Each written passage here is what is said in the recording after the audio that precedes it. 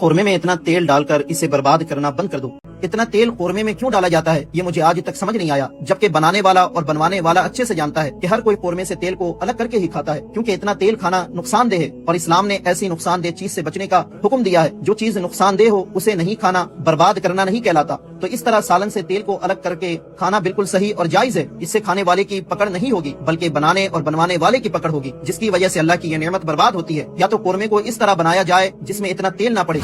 इस वीडियो में मैं ज़्यादा तो कुछ नहीं कहना चाहूँगा, लेकिन इतना कि जब से इंटरनेट फ्री हुआ है हमारे कुछ इस्लामिक ब्लॉगर ने किताबों का मुताला छोड़ के वीडियोग्राफी और वीडियो के अंदर कंटेंट बनाना और हमेशा अपने आगे पीछे पापाराजी की तरह टीम लगा के लोगों को कंटेंट सर्व करने की जिम्मेदारी उठा रखी है।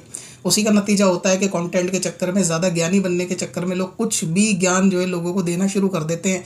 चाहे उस फील्ड के आप माहिर हों या ना हो, उससे आपको लेना देना नहीं है। और उस फील्ड के माहिर तरीन लोगों पर भी इल्ज़ाम लगाते हैं गोया वो सारे बेवकूफ़ है। ये ज्ञान भी इन लोगों के पास ज़्यादा है। इस वीडियो पे 2-3 पॉइंट पे हम बात करेंगे, लेकिन सबसे पहले समझना चाहिए कि अगर कोई कौरमे के अंदर तेल एक बावर्ची ज़्यादा डालता या किसी एक शादी में आपने देखा होता तो आपको और मुझे भी ये लगता कि शायद गलती से डल गया या फिर बावर्ची की गलती है, उसकी जानबूझ के उसने तेल ज़्यादा डाला। लेकिन आप देखेंगे हिंदुस्तान में बल्कि दुनिया में अगर कहीं कौरमा बनाया जाएगा तो उसकी सतह पर कौरमे की देख के अंदर एक्स्ट्रा तेल नज़र ही आता है। तो इससे भी मालूम चलता है कि दुनिया का हर बावर्ची तो बेवकूफ़ और पागल नहीं होगा कि जो उसने इतना तेल डाला हुआ है। तो इसका मतलब उसके पीछे कोई वैलिड वजह और रीज़न होगा। ये और बात है कि हमको उस वजह को जान लेना चाहिए, बजाय उन पे कोई हुक्म शरा लगा देने के कि इनसे इसका हिसाब होगा कि जो लोग तेल एक्स्ट्रा डालते हैं। यानी ये एक शरीयत का मसला है कि हशर में बावर्चियों से सवाल होगा। और इस वीडियो से लोगों के जहन में यही वसवसा जो है वो पैदा हो जाएगा कि जो बावर्ची तेल डालते हैं इनसे इसके अंदर हशर के अंदर जो है वो हिसाब होगा, जबकि हरगिज़ भी ऐसा नहीं है। और जो वीडियो की हुकलाइन बोली गई कि कौरमे में इतना तेल डाल के बर्बाद करना बंद कर दो, गोया ये हुकलाइन भी बिल्कुल झूठी है। कौरमे में इतना तेल डाल के बर्बाद करने से मुराद भी इनडायरेक्टली बावर्चियों को कहा गया कि वो लोग एक्स्ट्रा तेल डाल के तेल को बर्बाद करते हैं, जबकि ये भी खुला झूठ है और ये बर्बादी शरीयत की नज़र में है भी नहीं। कौरमे में ज़्यादा तेल होने की चंद बुनियादी वजूहात मैं आपको बताता हूँ। बाकी बावर्ची भी अपने फ़न के माहिर होते हैं, लिहाजा हमें उनसे ज़्यादा ओवर स्मार्ट नहीं बनना चाहिए। कौरमे में इस्तेमाल होने वाली दही अक्सर जामुन के पानी की होती है, तो उसमें खटास ज़्यादा होती है और खट्टा होने की वजह से कौरमा जल्दी ख़राब हो जाएगा अगर उसमें तेल की क्वांटिटी ज़्यादा नहीं डाली गई तो। दूसरी चीज़ ये है कि बार बार अगर कौरमे को गर्म किया जाएगा तो तेल ना होने की वजह से वो दही और मसाला जो है वो जलना शुरू हो जाएगा, जिससे होगा ये कि डिश के अंदर मसाला नज़र ही नहीं आएगा। इसलिए भी तेल थोड़ा ज़्यादा रखा जाता है। एक वजह ये है कि गोश्त की, मसालों की, इन सब चीज़ों की भुनाई भी अक्सर तेल वगैरह के अंदर ही की जाती है। और बाकी ये तेल सारा जो एक्स्ट्रा नज़र आता है ये सारा एक्स्ट्रा डाला नहीं गया होता, बल्कि मसालों से भी तेल निकलता है। बादाम, काजू और जो उसके अंदर मेवे डाली जाती है वो भी अपना तेल छोड़ती हैं, तो इस तरह से वो तेल ज़्यादा नज़र आता है। अगर कौरमे की डेग के अंदर तेल नहीं होगा तो सारा मसाला बोटियों के ऊपर चिपक जाएगा और जब आप किसी मेहमान के आगे डिश ला के रखोगे तो उसके अंदर ना उसको मसाला नज़र आएगा, ना ही वो डिश की रौनक नज़र आएगी। और तेल होने की वजह से ही इस कौरमे को आप अगले दिन भी गर्म करके इस्तेमाल कर सकते हो और तेल की वजह से ही वो गर्म भी हो सकता है, वरना गर्म होने पे भी मसाला जलेगा और चिपकेगा अगर उसके अंदर तेल सही क्वांटिटी में ना पड़ा हुआ हो। और सबसे अहम तरीन बात यह है कि इस तेल को कोई फेंकता भी नहीं है, खुद बावर्चियों से जो है वो लोग तेल लेके जाते हैं और इस तेल को घर में इस्तेमाल किया जाता है। बाद लोग इसके पराठे बनाते हैं, सब्जी में डालते हैं और देग के अंदर से तेल पहले निकाल लिया जाता है एक्स्ट्रा, लेकिन ब्लॉगर साहब को इसकी खबर नहीं है। जो तेल देग के अंदर होता है वो उसके रंगत के लिए भी होता है कि जब आप डिश में किसी को कौरमा देंगे तो उसकी भी तो शक्ल सूरत लगनी चाहिए कौरमे की तरह। मैंने पर्सनली मुख्तलिफ बावर्चियों से जाके इस ताल्लुक से बात की और जानने की कोशिश की कि इसमें ज़्यादा तेल होने की वजह क्या है। जो वजह मैंने वीडियो में बताई, अलग अलग लोगों ने इस किस्म की वजह बताई और उन्होंने खुद बताया कि अगर तेल डाले नहीं गया तो कौरमे की शक्ल ही ऐसी हो जाएगी कि वो बनते वक्त ही बेरौनक और बेरुखा लगेगा। और जो तेल एक्स्ट्रा होता है वो फेंका नहीं जाता, या तो जिनका खाना होता है वो लोग निकलवा लेते हैं, रख लेते हैं और अपने इस्तेमाल में लाते हैं।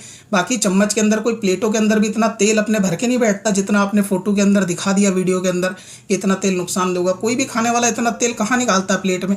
लोग इतना तेल निकालते हैं कि जितना बोटियों के साथ लग के आ जाए, मसाले के साथ लग के आ जाए। सबसे ताज्जुब वाली बात, ब्लॉगर साहब कह रहे हैं कि जब बावर्ची जानता ही है कि ये तेल लोग इस्तेमाल नहीं करेंगे तो फिर इतना डाला क्यों जाता है। तो सेम लॉजिक तो मसालों के ऊपर भी अप्लाई किया जा सकता है कि जब बावर्ची जानता है इलायची, लौंग, काली मिर्च लोग खाते ही नहीं है तो डाला क्यों जाता है। तो भाई उसके डालने की एक वजह है, उससे फ़ायदा नफ़ा हासिल हो जाता है, देग तैयार हो जाती है, फिर उसको निकाला जाता है। वैसे ही गोश्त को भूनने के लिए, मसालों को भूनने के लिए, इन सब चीज़ों के लिए तेल डाला जाता है। बाकी उसको थोड़ी लाइफ बढ़ाने के लिए उसके अंदर तेल डाला जाता है। सेम एज जैसे अचार के अंदर एक्स्ट्रा तेल डाला जाता है, अगर तेल अचार में ज़्यादा नहीं होगा तो खटास की वजह से उसमें फफूंदी पड़ जाएगी। वैसे ही कौरमे के अंदर एक्स्ट्रा तेल होता है, फिर बाकी का तेल निकाल देते हैं। अब जो इस वीडियो को देख रहे हैं, एक चीज़ अच्छे से बताना है, इंडिया के अंदर आजकल खाना बनाने के रिवाज के अंदर ये सिस्टम लगभग ख़त्म हो गया है कि आप बावर्ची को सारा सामान ला के दो, तेल, दही, मेवे, मसाले, गोश्त। अब ऐसा सिस्टम नहीं है, बल्कि होता ये है कि टाई अप होता है। आप बावर्ची को सिर्फ बात करते हैं, वो सारा इंतज़ाम खुद करता है। ज़्यादा से ज़्यादा ये होता है कि आप सिर्फ गोश्त देते हो, बिरयानी के लिए चावल देते हो, बाकी सारा तेल मसाले बावर्ची के होते हैं।